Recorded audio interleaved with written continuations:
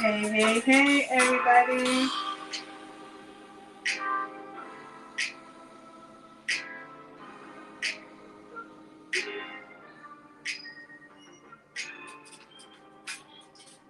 Let me turn this music off, Lord. Hey, everybody. I had to get this royalty-free music because Lord knows I keep getting booted out when I play other music. I'm going to give it a minute or so because we have an interesting topic and you guys really participated in the poll. So thank you to everybody. I have this comfort thing where I put something in front of me when I'm sitting down. I feel like when I'm going to tell a story, I need to hold on to something. So this thing might come back, but I'm just over here doing the most. Anyways, thank you for those who participated in the poll on tonight's episode where we are going to talk about cheating. And I know it's a sensitive topic for a lot of people. I guess including myself. I'm gonna give you guys some insight on my first cheating situation. We're going to talk about the poll, and then I'm going to talk about some myths that people say when someone cheats. If you're the cheater or the one cheated on, I think there's some myths because it's an emotional thing, right? Like cheating is not something that we necessarily go to our logical part of our brain and go, let me try to figure out why they cheated, right? Like it's an emotional attack for a lot of people. And so I really wanted to go through some of these myths and really talk about them and try to deconstruct them. I think this is a conversation that people need to have. I'm going to start with, I wouldn't hold someone cheating in their past against them in their present and or their future. So, I'm going to start off the show, I guess, with the first poll because this speaks to what I'm talking about. And the question I asked was, once a cheater, always a cheater? And 44% of people said yes, and 56% of people said no. What was interesting about that 56% is that when I went in and counted how many were men, like 95% of the men said no. And there was one woman who said no to this question in terms of once a cheater, always a cheater. And I'm going to start with that's actually one of the myths that I want to dispel. Just because someone cheated on someone else does not mean that they're going to cheat on you, nor does it mean that they're going to cheat on the person again, because we're going to break that down a little bit. But I want people to take that out of their mind, right? We live in a world where we want other people to be perfect, but are okay with our own flaws, right? Like cheating, there isn't something in somebody that says they're going to be a cheater, right? Cheating is a choice. You do choose to cheat, just like you can choose not to cheat. And so there isn't something in someone that says just because they cheated once, they're going to make that choice over and over again. So I didn't vote for the poll, but I would be one of the people who said, no, I don't believe once a cheater, always a cheater. And I think we use that as a way to judge people that I personally think is totally unfair. I think if somebody is being vulnerable and open and putting everything out on the table, because at our big age, as we say, right, at our big ages, people have made choices that they may not be proud of. And if someone is opening up themselves and telling you about a choice that they made in their past and they're being open about it, I would recommend that we not judge them on that. So I'm going to go in and tell you about my first cheating situation. I was 19 and this was my second boyfriend. Hey, I was 19. This was my second boyfriend. So my first boyfriend in high school, I dated him for 2.5 years. And so we were together from I was 16 to a little bit after I was 18. And then around when I was 19, I got my second boyfriend. We met through work. I worked at a shoe store. And eventually he courted me and we started dating. Now, this is back in the day. So we're talking 25 years ago. So this is back in the day, everybody, when you got pagers and house phones. There are no cell phones. So everything is done on a pager. You know, remember you used to do the notes for the pagers and I love you on the pagers and messages, and you turn it upside down like this is the wire and you know what the message is, and people used to have to go to pay phones to call people. Like this was like truly back in the day, like the olden days people. So he used to have this pager and the pager would always be going off. Long story short, I found out that my ex was cheating on me. And I remember the first time, and I'm now in university, right? Like I'm in university, we work together. And you know, they found out we were dating. We didn't work a lot of shifts together, but we worked together. So I have to see him at work. Outside of when we see him, I have to see him at work. He's cheating on me. Now, the funny part about the cheating was, actually, one of the funniest things is, to this day, I still speak to the woman he cheated on me with. She actually reached out to me recently to wish me a happy birthday. It is 25 years later. We have raised kids. We have gone through different things in life, and me and her still speak. He and I will occasionally speak. It's funny, when I used to have shorter hair, I used to go to his barbershop. He used to line me up, make sure that my hair was good before I went to the hairdresser. Like, it wasn't something that I held against him. I didn't look at him and go, just because you cheated at me when we were 19, teenagers going into adulthood, right, that you're always going to be this man. He may or may not be, but I didn't see it as a character flaw. I saw it as a misstep that someone took. I also saw her, again, we were all young. She's maybe a year or two younger than us. And so she would have been in like 17, 18, and we were 18, 19 at the time. And so we were all just trying to figure life out. We really were. And yes, I was angry. There are parts where I was angry. And what's funny is I remember being young and thinking, how's he finding time to cheat? Because we spent so much time together. Like, he would come to school and did not pick me up. We were on the bus. We were young. We didn't have cars. So he would come to my university where it was at. Sometimes he would take the bus back with me. We would see each other at work. We would hang out.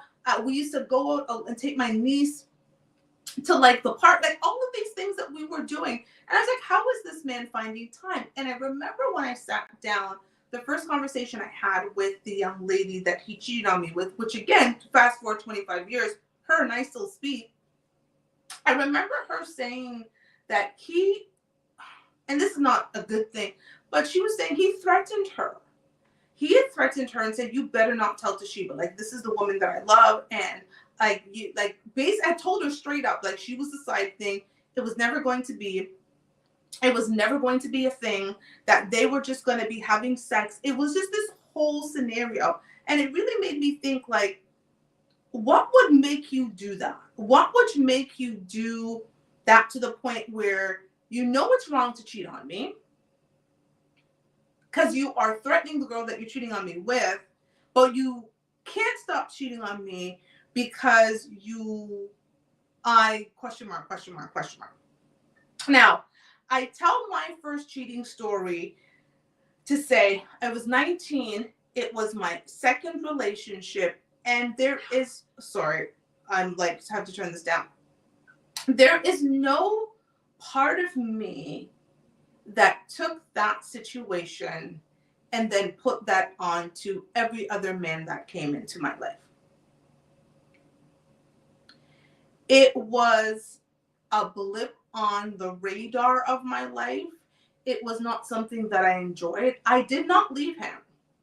And again, you know, it was a young age, and I'll fast forward to my next cheating story. But I didn't leave my ex-boyfriend, you know, when I was 19 years old, when I found that he cheated on me. We tried to work it through. We were together for, a year and a half. We were together for about a year and a half. He started cheating very early into the relationship. I wasn't angry at him, but I was disappointed.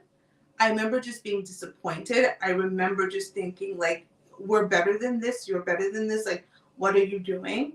But it wasn't something that I said, well, now that he's cheated, he's going to cheat on everybody else, or every man's a cheater, or anything like that. Like, my brain wasn't even wired in that way to think in that way. And that's something that I want to point out. Like, we can rewire our brains. Unless you've got some type of chemical imbalance in the brain, you can rewire how your brain thinks about situations and circumstances that you are in. There is no part of me that blamed myself for my ex cheating at all. This wasn't on me. This was a choice that he made, good, bad, or indifferent, no matter what I thought about it. It was a choice that he made in those moments that he was going to step outside of the relationship, understanding that he could lose the relationship, understanding that there were going to be consequences to his actions. That was entirely on him. And I knew enough about that at 19 years old. At 19, I knew enough that this is not about me. He's not doing this because of me. He's not doing this because he doesn't love me. He's not doing this because I'm not doing whatever I need to be doing. He's doing this because he wants to. It's a choice that he's making, good, bad, or indifferent. That's on him. I wasn't going to hold on to that. I wasn't going to internalize that. That wasn't going to be a thing for me. And I was definitely not going to carry that out through the rest of my life, because that was him and me. It did not mean that the next man who came into my life that was going to do that to me. And I damn well at 19 knew enough, 19, 20, knew enough to know that I could not project what my ex had done to me on my next. And there's part of me that thinks, like, we were young,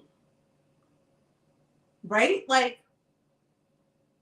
he was exploring. He even at a young age, ladies, men had options, right? Like, he was playing soccer. He was like the star soccer player in his school. Like, he was a handsome guy. He was the man around town. He was like all of that stuff. And girls were on him. And at 19, 20, 18, these ages, do we really have the wherewithal to make the best decisions? No. And so I knew in that situation, you know what? This sucks for me. This sucks for me. This is not something that I enjoy. I don't like this situation, but here I am in this situation. I stayed with him until I just decided that I had just had about enough. And I remember when I decided to leave him, he begged and he begged and he begged. And I had just gotten to the point where I was like, no, I'm good. Like, this is not for me. I gotta go. But again, fast forward 25 years later, I am still friends with the woman that he cheated on me with. So now to the next poll question that I asked. Give me a second. Let me pull it up because I have to put it on my phone. So the next question was, could you stay with a cheating spouse? And 27% of you said yes. And 73% of you said no. Well, I had a cheating spouse. And let me tell you about that situation. So now I'm 19 when the first cheating happens, and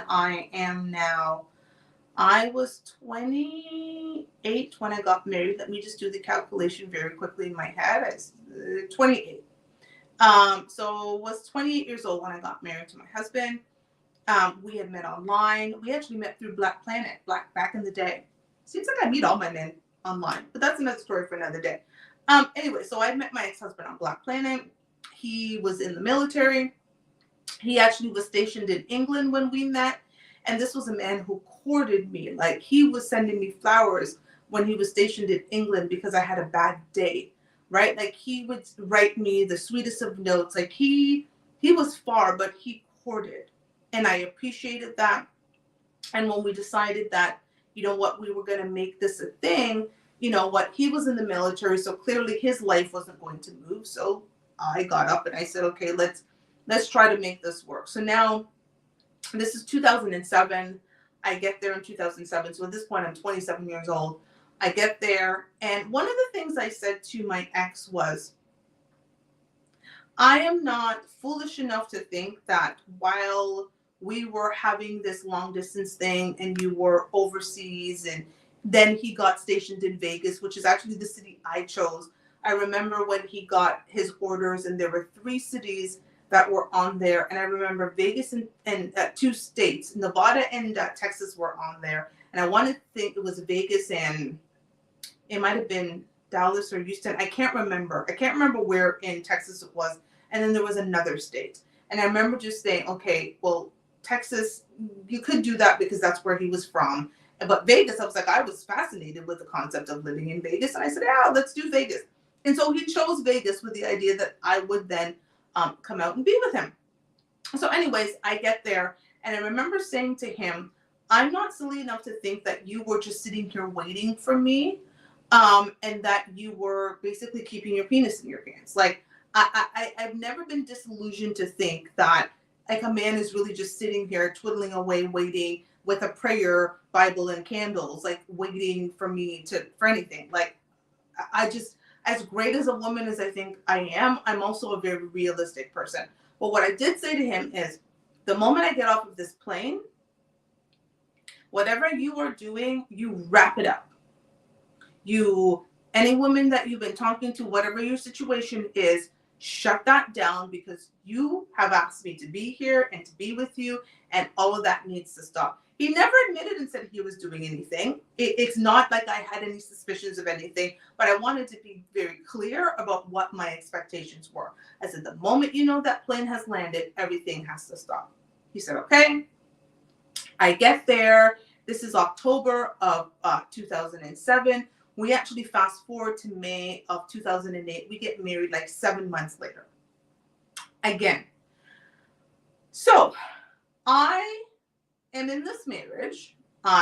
Things are going along. My friends and family are happy for me.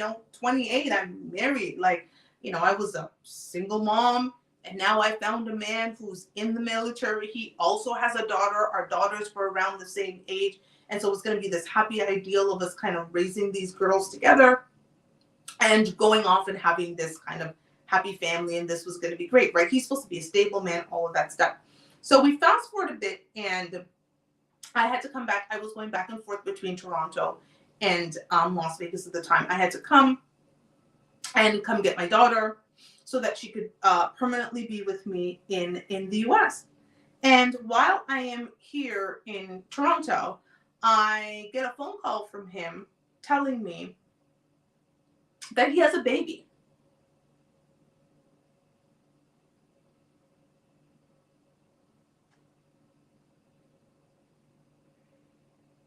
A baby. I remember, like, I'm a baby. What do you mean you have a baby? We got married in May. This phone call was because I got back to Toronto in July, and I'm hearing about a baby.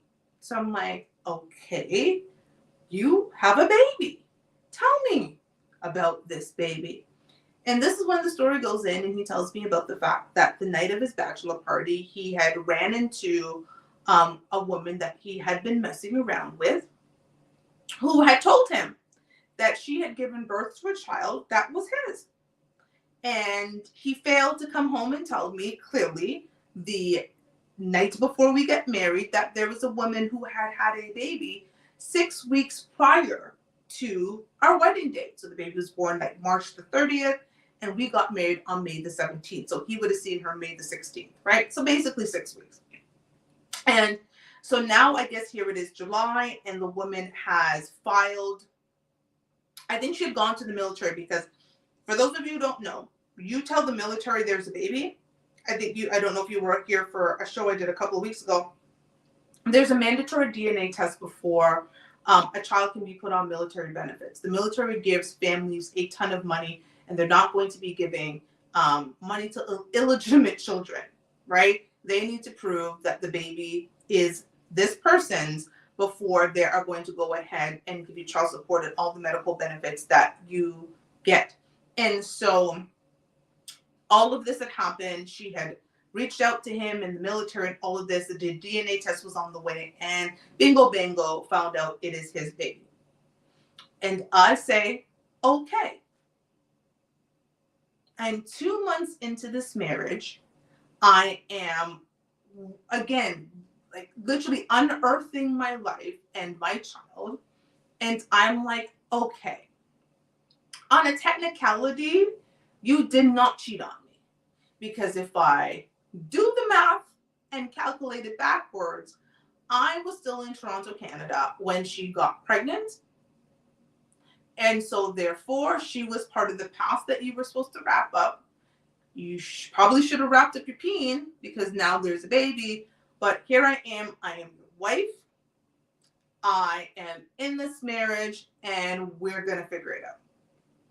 The story's turning into longer than I expected it to, but give me some hearts or something to say that you're still following the story and I'll keep going. If you don't want to hear it, I'll move on. But anywho, so I am now in a space where I'm like, okay, I'm married, he's cheated, there's a baby. And technically, on a technicality, hasn't cheated, but there's a baby based on some stuff that he had done in his past. We fast forward, I get back to Vegas, and I'm now in Vegas, me and my daughter, and we're going to do this family thing. There is a baby, and we have to figure this out. For those of you who do not know, I'm also the product of an affair. So, an actual affair. Again, in my mind, at that time, my husband hadn't had an affair. He had had an untidy past that had now created something that we had to deal with in the present. Whereas my father actually had an affair with my mom. That's how I was born. And my stepmom, my father's wife, actually raised me. And for years, I did not know that that was not my mother. So I grew up with my stepmom, who I call Mama, and my two older sisters, and we were one family with my dad. My mother had emigrated to Canada at some point during that, and so I grew up in this family with the woman who I thought was my mom, who was actually not my mom.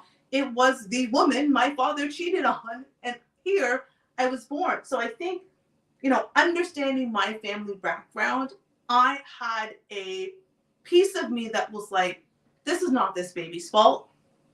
This baby has nothing to do with this. And so we are going to figure this out.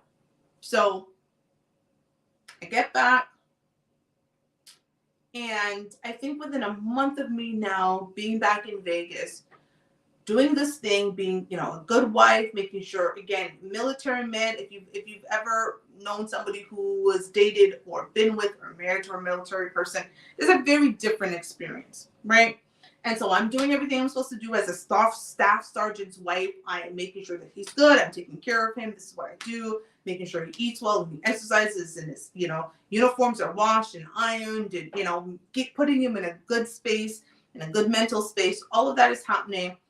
One day we get into an argument. He does not come home. And then I get a phone call from the mother of the child telling me, I'm just going to fast forward the story, telling me that my husband had just left her house to go to work. And, do I know that she has this baby and this child is his and all of this different crap, right? Now I remember with that situation, I had found out an hour before this phone call that a family member of mine's back in Jamaica had been shot 37 times.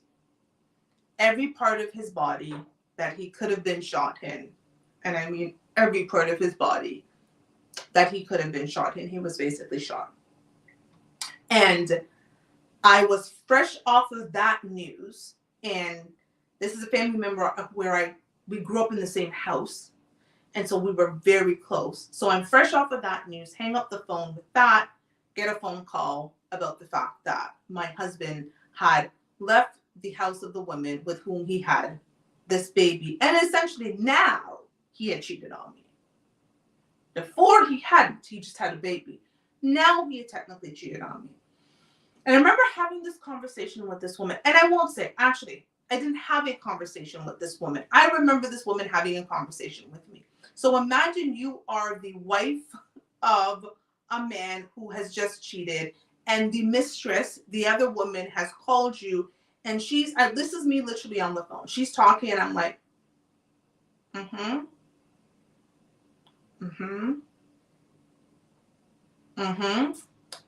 And I'm just letting her get whatever she wants to get out. And she's got a family member in the background who's like, girl, what the hell are you doing? Like, get off the phone with this man's wife. And I'm like, okay. And when she was done, I said, are you done? And she said, yes. And I said, thank you for the information. I'm going to call my husband now. And I still can remember the shock and awe in her voice, because I wasn't cursing her out. I wasn't calling her out her name. I wasn't going on bad, as Jamaicans would say. I wasn't doing any of that. I let her get out whatever it is she felt that she needed to tell me. And then I called my husband, because to me, that was the appropriate response. This woman owed me nothing. She owed me absolutely nothing. My husband to her was fair game, because he is the one that forgot his vows. And why am I going to be mad at another woman that my husband forgot his vows as he was sweating on top of her? Because he was mad at me. So that's one of the lessons I want us to think about, is when this happens to us, if you feel that there's blame to be had, keep the blame on the right person. The only person that owes us anything in a cheating situation is the person that we have committed ourselves to, whether that is officially in a marriage like I was in, or it is in an exclusive relationship. The other person owes you nothing. Your partner was fair game. I am not cursing on another woman. I'm not about to throw up and show up somewhere and try to beat some woman. I'm not doing any of that. Because at that moment, the only person that I needed to speak to was my husband. He was the one who said, I do. He was the one who took vows. He was the one who said forever. That woman didn't owe me nothing. So I remember having a conversation with my husband. I remember calling him very calmly and saying, so as I understand it, and I ran down what the woman had said to me. He left work and came home. It is very difficult to leave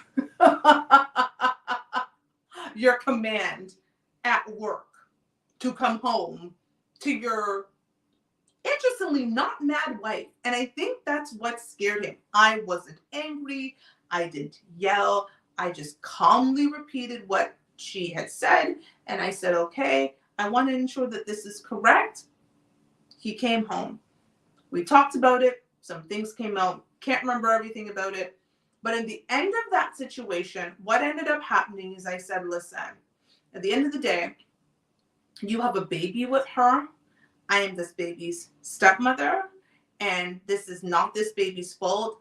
And I need you to be a father, because it was then disclosed to me that the DNA test had come out. It was revealed. It was his child. There was all of these things that came out of this conversation. And I said, you know what? Okay, great. This is where we're at. You need to bring the baby to the house, because the baby is innocent. You two are pieces of shit. Okay?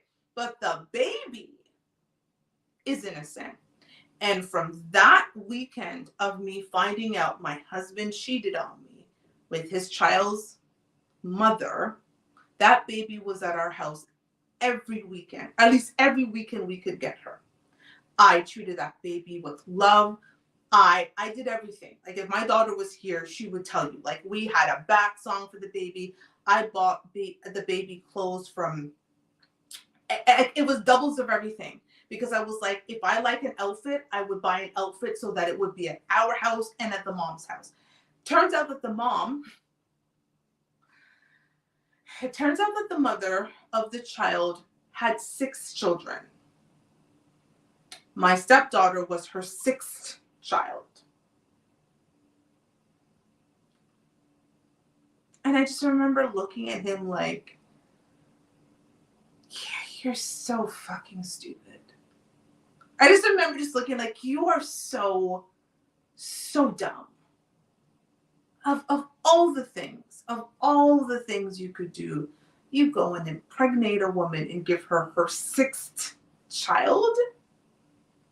Like, are you dumb?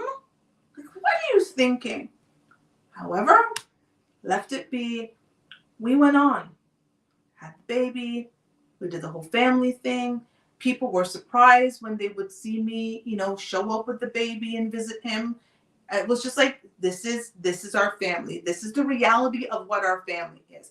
The family isn't the family I thought I was signing up for, but this is the family I have. And I took vows. And so I was going to try to be as true to those vows as I possibly could, because marriage is work. It isn't a fairy tale. It isn't some utopic thing. Marriage is work, and people are imperfect. And I want to get to that point before I tell you what I ended up doing later. But I want to get to the point where this is something that we need to remember. We are imperfect people. And as imperfect people, we're going to make mistakes. We're going to make choices that are going to have impact on other people that are not necessarily going to be good because we were thinking about ourselves, right? Cheating is a selfish act, in my very humble opinion. And it is selfish because you're not thinking about anybody else but yourself. You're thinking about your needs and wants in that moment in time, whether it is a cheating that happens once or it's a long-term infidelity. It is not about your spouse. It is not about your significant other. It is about you. It is about what you want. It is a selfish thing. And as humans, we're going to make selfish decisions. It's just how it is. I did not hold my husband to perfection, and I am not going to hold my future husband to perfection because we're human.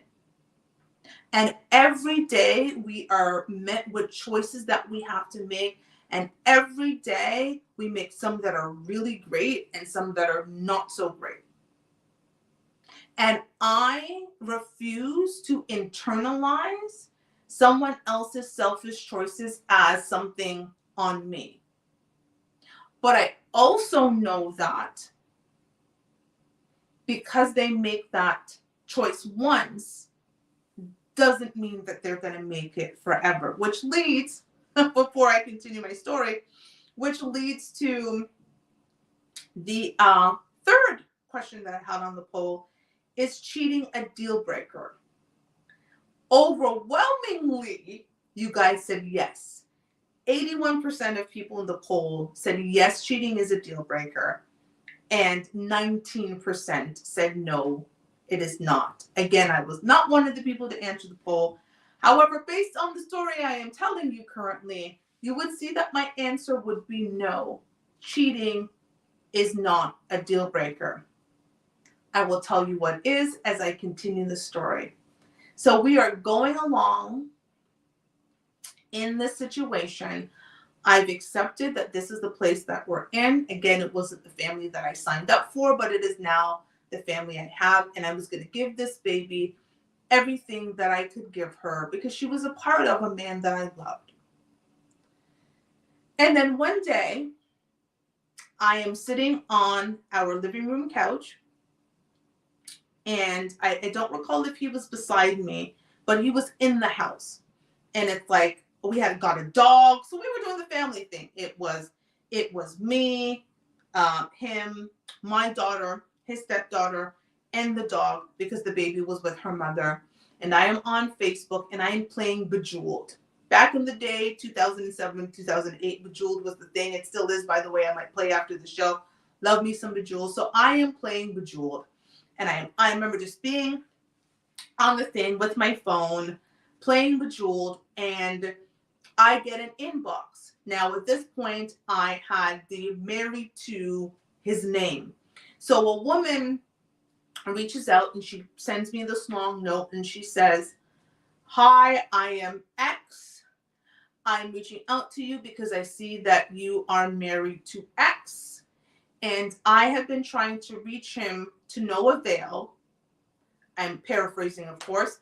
"To no avail, and I saw that you were married to him, and I wanted to reach out and tell you that I have twins that I think are his."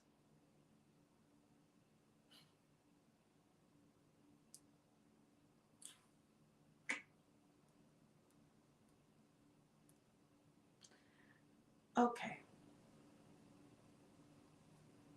So now there are potentially 2 more babies.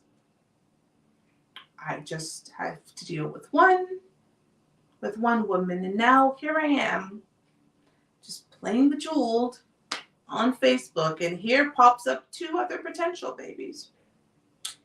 And I remember looking at him and saying, there's a message for you.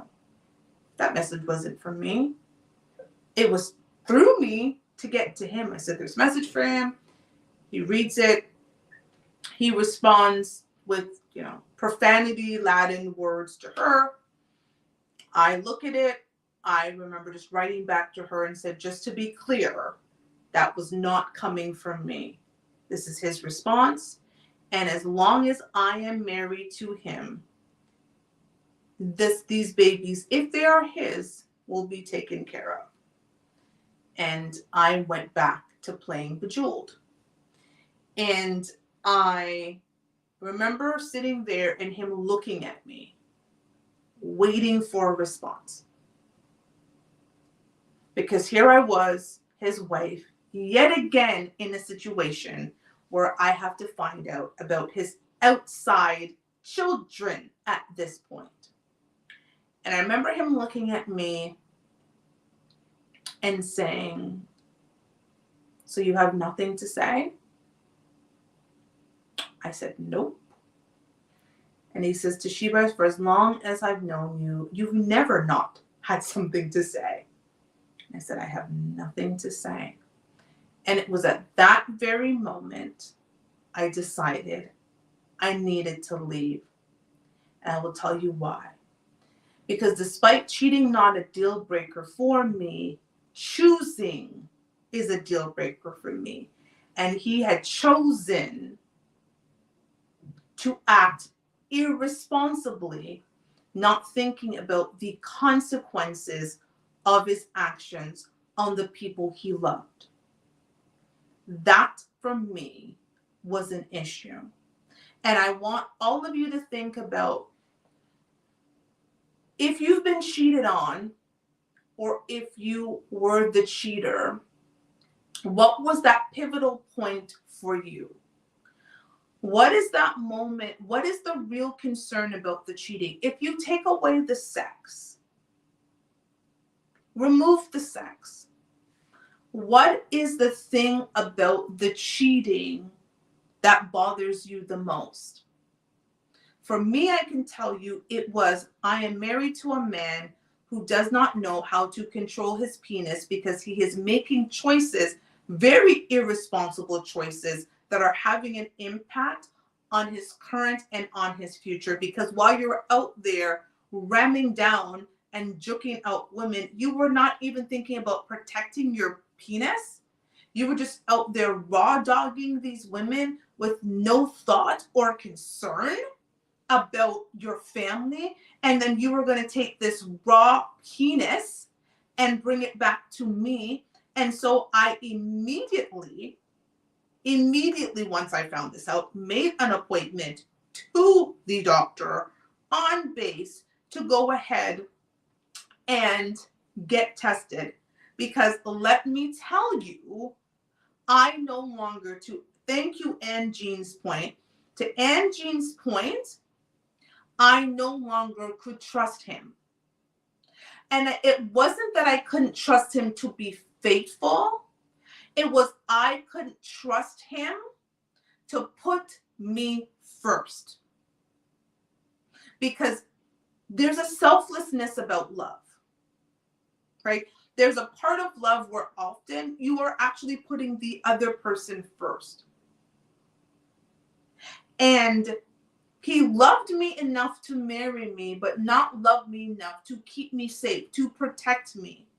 And you're damn well not protecting me when you're going out and having raw dog sex with women, and then babies are popping up. Because now you're now purposely creating homes you know you're not staying in. You're married. And you married a woman who you also knew did not want to have other children. I have never wanted other children. I have one. I've had one. I've had her for 22 years. I have never desired. I've never wanted. And I went into this marriage being very clear. We were both very clear. He had one. I had one. We had no desire to have a baby together. We were going to raise our blended family and go off. And again, we knew that we had time because we were the same age. I'm actually a month older than him. We knew that these children are going to grow up at the same time. And we had from our 40s plus to really enjoy living. And now those are the things that we talk about. So you're purposely having raw dog sex with women you know you are not going to have a family with because you chose years ago the woman you met and wanted to marry. How can I ever look at you the same way? And so that for me was the issue. I have to tell you, it wasn't even the thought of him. As I sit here and tell you this story, I don't think I ever once thought about him having sex with the other person. I don't think that ever crossed my mind. I don't ever think I was sitting there in a space like so upset because he was like, oh my God, he's going out and is she sexier than me? Or what does she look like? And is she better looking than me? And, is her body nicer than me? Or did she, better than me? I don't think any of that came into my mind. I just thought, what an irresponsible person you are. You are not the man I married. You're not the man I can do forever with because your actions that you're displaying to me right now are not the actions of a man that I can have a life with because now you know what was in my head? I said to him, who else is going to show up at our door with other babies? Because now it's happened once, twice. Now, I never found out if those twins were his because I left him, like, literally, it's like I found out in, like, the beginning of June, and I remember leaving him the day after Father's Day that same year. I wanted the kids to spend time with him. We had the baby that I knew was his, at the house. I did a whole Father's Day thing for him, and I got on a flight the next day telling him I just needed a break, and I just never looked back. Because it was, and I always felt terrible leaving the baby because my stepmother had raised me as the product of an affair, and she's at 44 years old. I still call her mama. I talked to her last week. Like, she is still very important in my life, and I thought that woman never abandoned me to this day.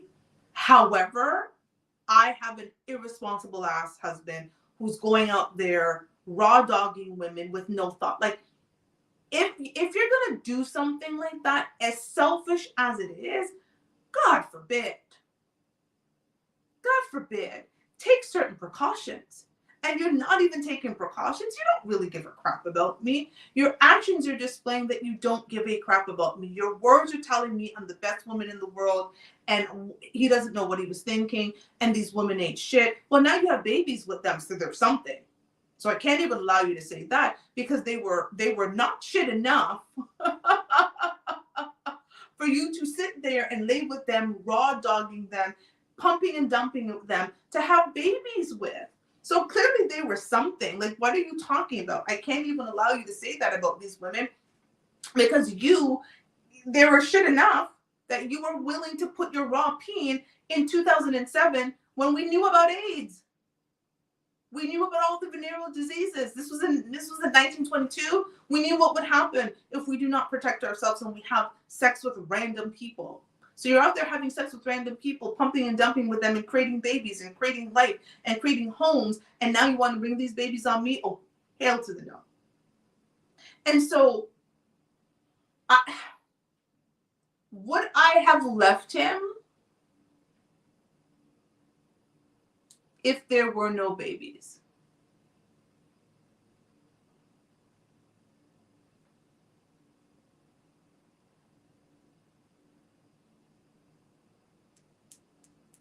Would I have left him if there were no babies?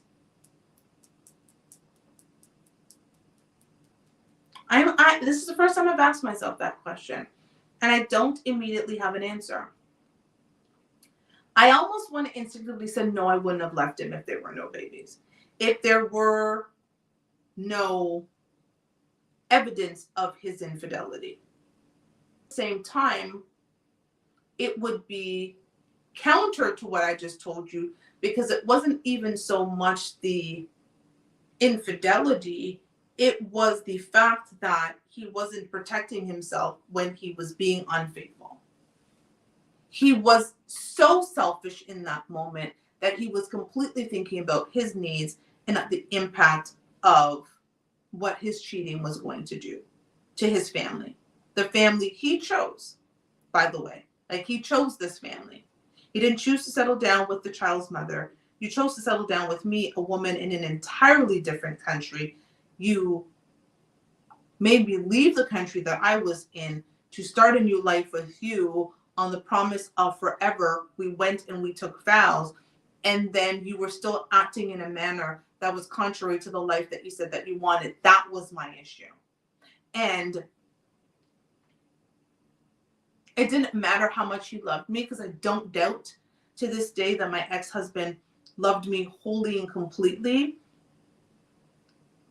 His love for himself trumped all of that.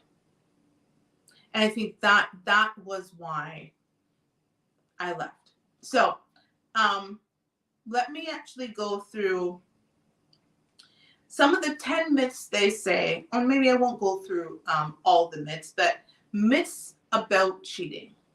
And here's a couple that I want to explore before we log off. So one of the myths that they say is that infidelity destroys marriages. And of course, we just talked about how infidelity destroyed mine. That's not always the case. Infidelity does not always destroy marriage, because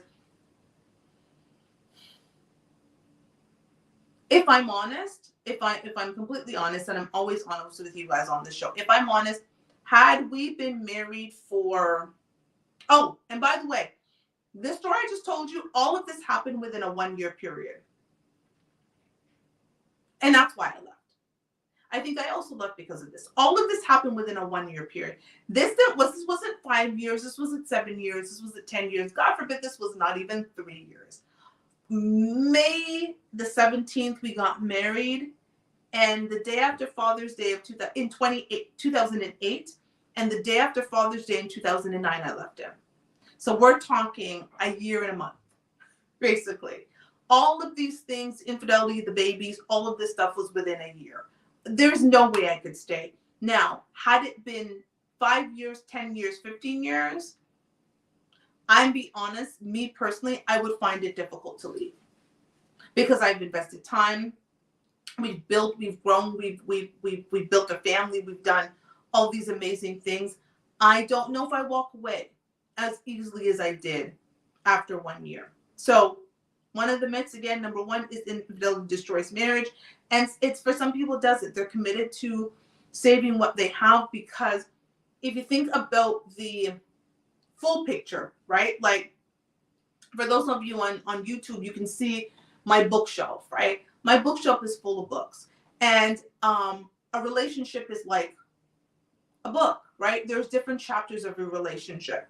And if you have a book that you love and you adore, do you throw away the book because a couple of the pages have become crumpled, or a couple of the pages got stained with coffee? No, you're not going to throw away the entire book. You're going to keep the book. So do you throw away a marriage of substance? Because I didn't think my marriage was one of substance. I mean, he was doing all that stuff within a year, right? Do you throw away a marriage of substance because of one misstep? A lot of people say no, they're not going to. One of the other myths, number two, is cheating happens because of sexual attraction. According to my husband, according to my second boyfriend who cheated on me, I was much better looking.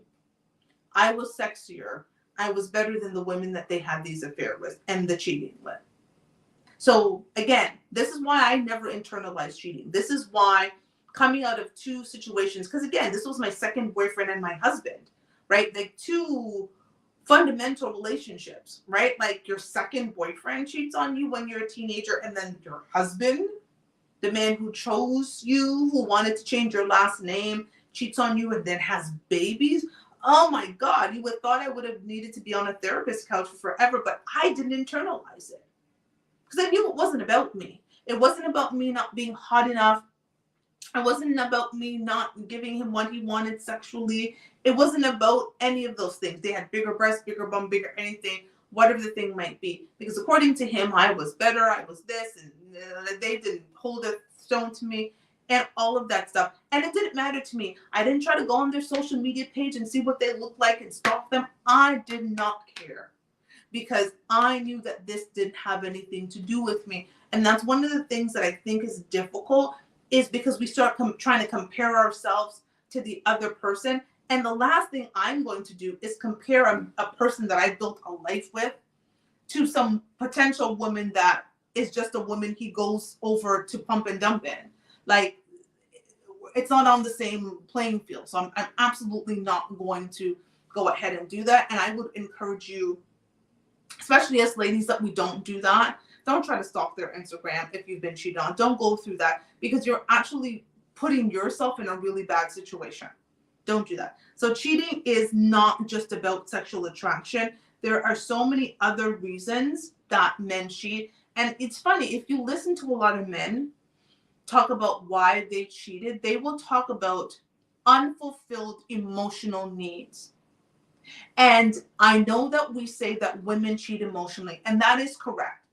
Generally, men cheat sexually. They go out and there's penetration and all of that. And then women will cheat from an emotional level, right? It's the man getting to know us, and we spend that long nights talking to him, and we bring him into our life, and he starts being our confidant, and then he gets into our panties, right? That's generally what happens, but we does not discount that men have emotions too. And I've heard men say that they've gone outside of their situation because they felt unheard. They felt that they could not be vulnerable with their partner. They said that they didn't feel safe bringing certain things to them. Now, I'm not saying that you internalize that, but I'm saying that you think about that.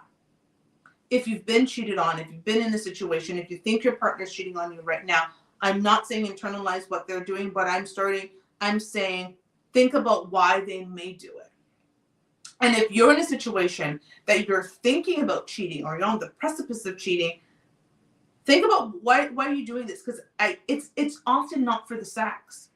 It's for something else. And that's the thing that you need to address in your situation before you get yourself in a situation that you can't get out of, and your partner, who you likely very much love, is leaving you.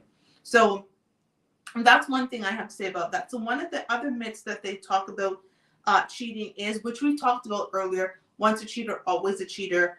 I disagree with that. I actually don't think that that's the case. I think for a lot of people, cheating is opportunistic. It's the actual word. I fumbled on it, but right? Cheating is opportunistic, right? Like, some people just have the opportunity presented to them and they just don't. They fall into a bad situation.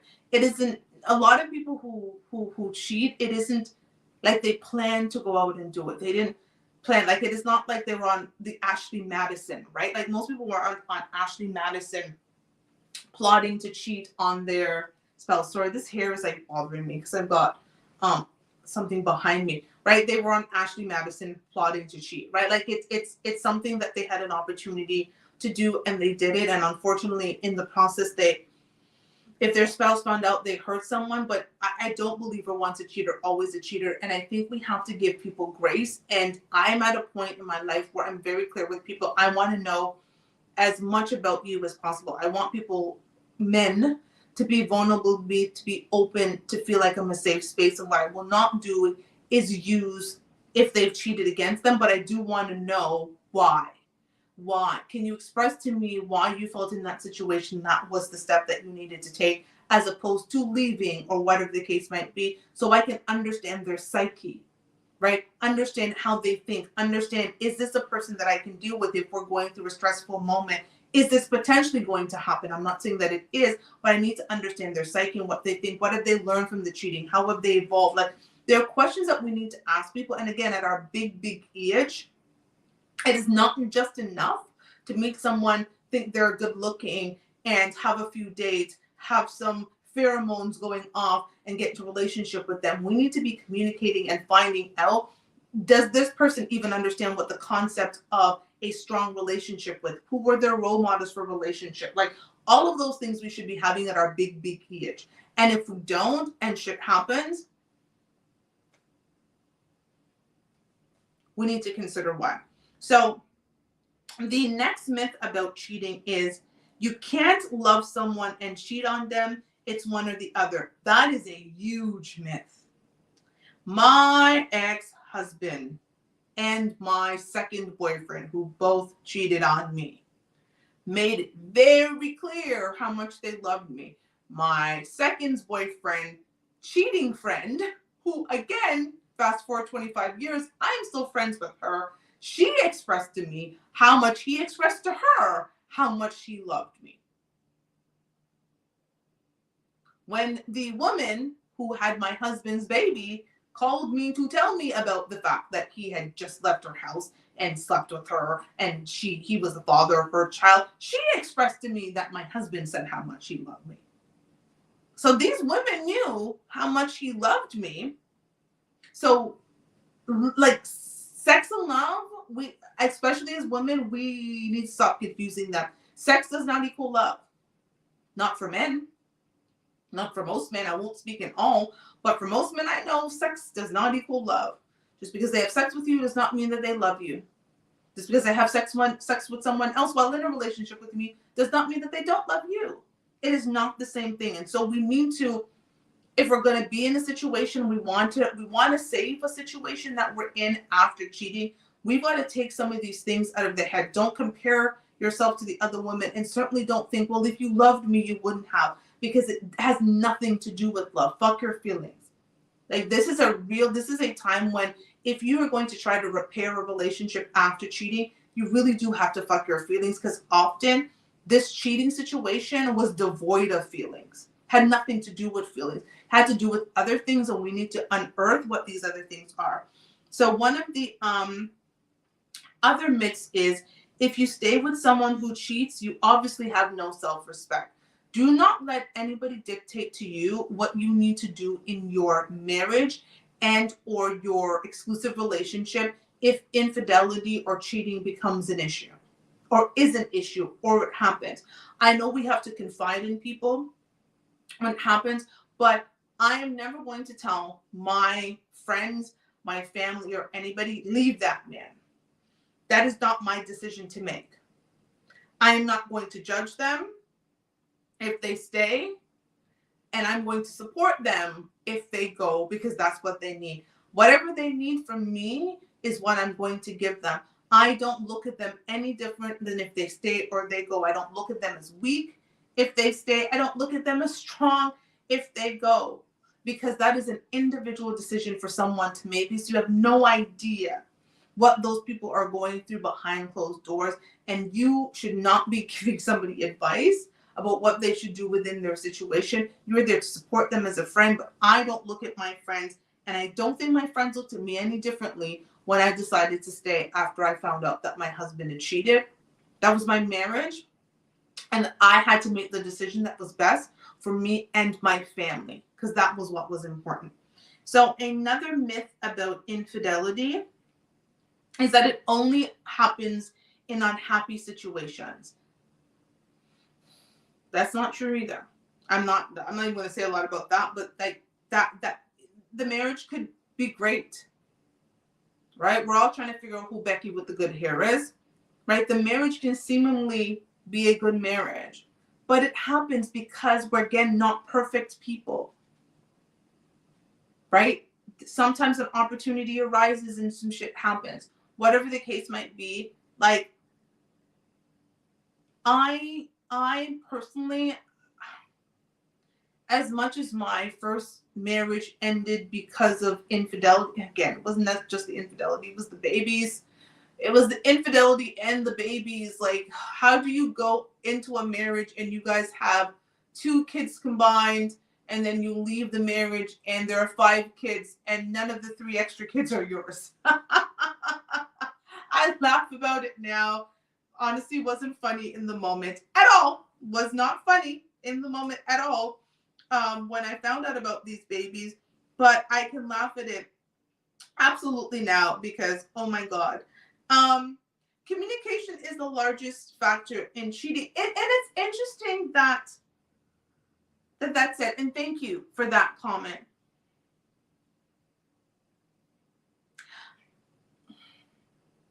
Is it communication, or is it not communicating your wants, needs, and desires?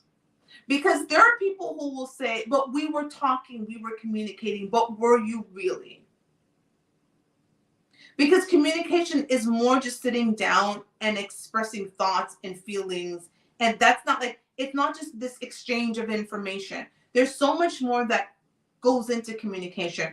Are we truly communicating our needs, our desires, our wants, our dislikes to our partner in a way that you feel that you have fulfilled something within yourself and that your partner is receiving and understanding? Because, for those of you, again, who don't understand the definition of fuck your feelings is not meant to be actually a negative thing in a relationship. It's meant to be a positive thing. The concept behind fuck your feelings means that when your partner is expressing their feelings, you do not get to invalidate their feelings with your own because somehow something they said hurts your feelings. So when my ex and I, who started the show together, were having conversations that we knew would be difficult conversations, we would say, it's fuck your feelings.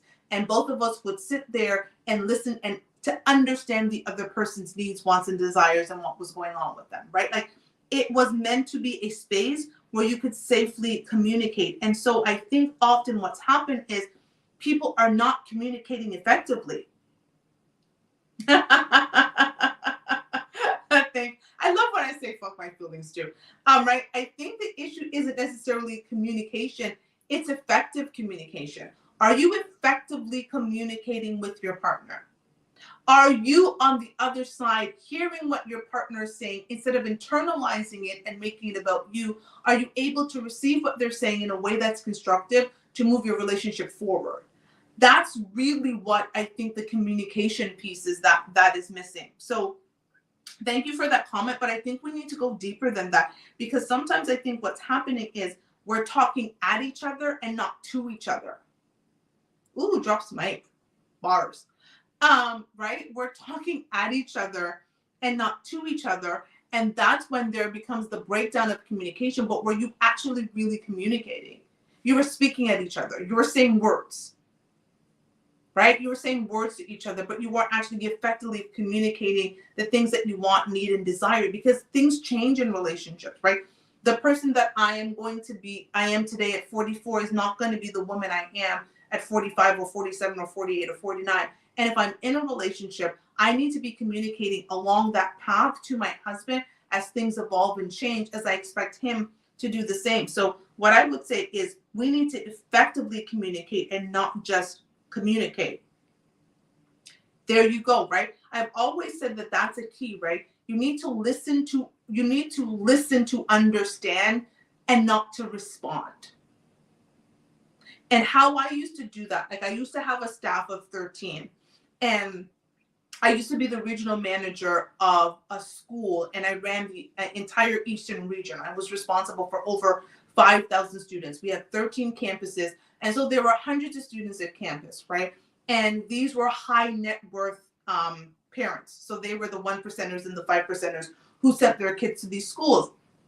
And I remember sitting down with my staff, and it was one of the first things I taught them was this idea of listening to understand and not to respond.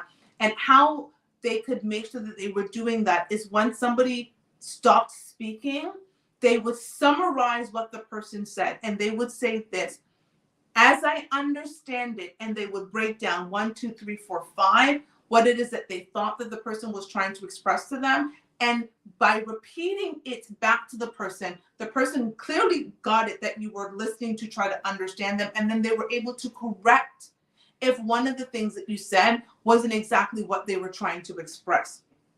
And I remember them all coming back to me after being in situations where they had to utilize that tactic and say how much it worked from what they were doing before. And I use that same situation in my relationships, right?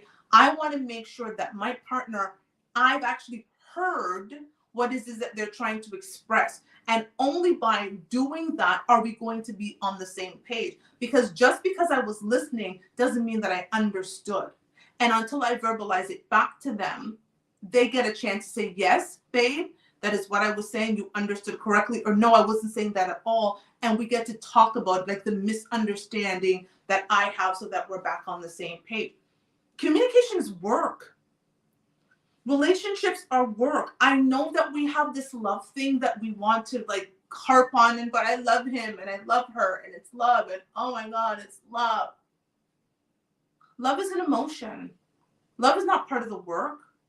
It's a feeling. It's something that you physiologically go through and it goes through your body.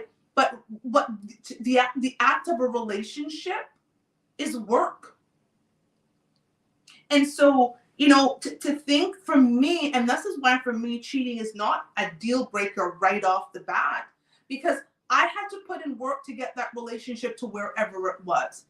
And to think that one misstep, one mistake is going to dismantle the foundation of the relationship, for me, I can't live with that idea. Now, what my ex-husband did of being so reckless that he had babies out of his infidelity, and I put, again, quotations around infidelity, out of his infidelity, that to me is unacceptable. But the act of having sex with someone else, I'm willing to sit down and have a conversation about it. I'm not saying that that needs to be for everybody, but that's just the way that I think about my relationship. I've invested, I've built the foundation. I have this huge, you know, house of love and communication and trust and loyalty that I've built. And okay, a couple of bricks came out. Do you break down the entire house? For me, no. I'm not going to break down the entire house. So another myth about cheating is the best thing to do is leave before you cheat. I say the best thing to do is talk to your partner and figure out what the heck is going on, why you're even tempted to be in that situation. And again, sometimes cheating is situational. Sometimes it's opportunistic, right? It isn't a lot of thought that gets put into it. Like, things do happen. Like, I mean, do you just fall onto peen, or does peen just slide into home base in a woman's vagina? No, there are actions behind it, but sometimes it's situational and opportunistic. And so, again, I'm not going to dismantle my entire house that I've built, you know, a concrete foundation on and say, let me take out these bricks here. And so now I'm going to bang down the entire house. Like, I'm personally not going to do that. Another myth is that you can't have a good relationship after an affair. Sometimes that's what actually helps the relationship, is somebody does something that's outside of what they think they would have done, and now here they are, and they're realizing, okay, what's going on, and they actually become introspective and try to figure out what's wrong. So again, like, cheating as an emotional response to cheating, our emotional response to cheating is hurt, it's betrayal, it's disloyalty, it's you've broken my trust. I think that's an emotional response to cheating. But what is your logical response to what your spouse or your partner has done? I want you to think about that part. I would never encourage anybody to leave, and I would not encourage anybody to stay. All I can do is tell you why I didn't leave when my spouse cheated and what made me leave. Right? Like, I didn't leave when the cheating happened, but eventually I left because of that. In my next marriage, should it happen again, and I pray it doesn't, But I also understand that my partner isn't perfect because I'm not. And things may just happen. Like, I recognize that. I recognize that we're human. And as humans, we're going to make a mistake. And I recognize that if I spend 5, 10, 15 years with somebody, and again, we built this foundation and we built this because we've worked really hard and we built this great home, just because there is a brick or two that's missing out of the house, it doesn't mean that I go dismantle the entire house. If there's a way to fix the brick or two and put them back in and plaster it all up and repaint it and make it better and new, I'm going to try that before I'm necessarily going to dismantle the entire house. But that's just me. I'm also a woman who doesn't necessarily make, as we talked about last week, and I put up the clip today, I don't make permanent decisions from temporary feelings.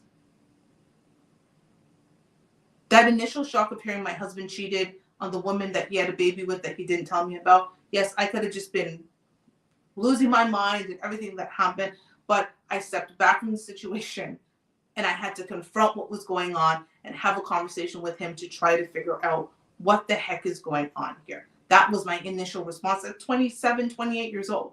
So at 44 years old, we fast forward. God, I got married a long time ago. I got married in 2008. Damn. It's almost 16 years ago I got married. Sorry, I said moment. Like, I'm realizing, like, damn, over 15 years ago, almost 16 years ago I got married. God, I'm old. But anywho, right, like 15, 16 years ago, when I didn't know as much about life that I do now, that was my response. So we fast forward now. Again,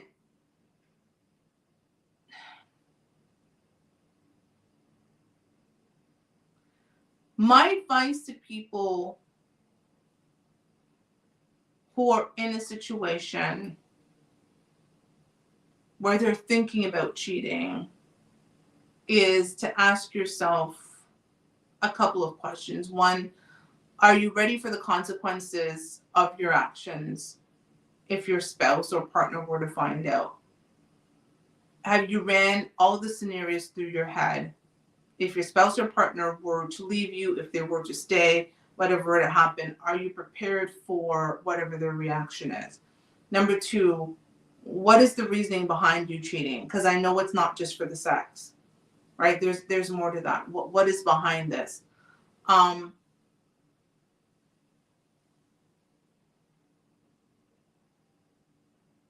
I think those are two. I don't think there's a number three for me.